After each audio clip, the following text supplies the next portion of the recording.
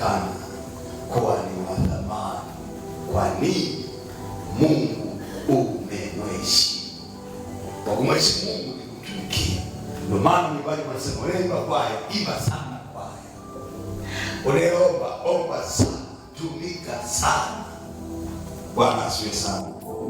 Ukikataa kutumika, umejimaliza, heshima kuisha, hakuna mtu ambaye atakuona. Lakini pia ni hatari kwako. Baada ya maisha haya kuna maisha mengine ambayo yako mbele. Lakini pia elewa, kama hatutamtumikia Mungu, tutamtumikia ibilisi. Kama nilivyosema, hii ndio kazi inayotenda hata kwetu.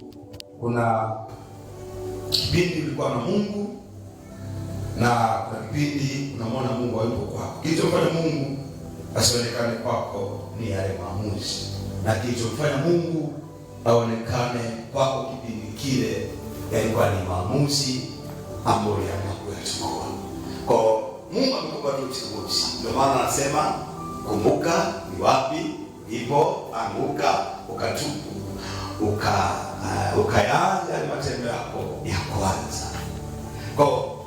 Kwa kuwa bado tuko hai, Mungu bado ametupa neema ya kwamba kumbe anatukumbusha, kumbuka ulivyokuwa zamani na ulivyokuwa sasa.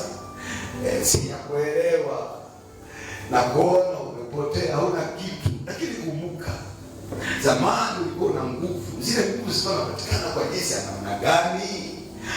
Yule Mungu ambaye watu walikuwa wanamwona kwako alikuwa ni Mungu wa namna gani? Yule Mungu ambaye alikuwa anaonekana kwako alikuwa ni Mungu wa namna gani? Ulikuwa unampataje? Kuna gharama ulikuwa unazilipa.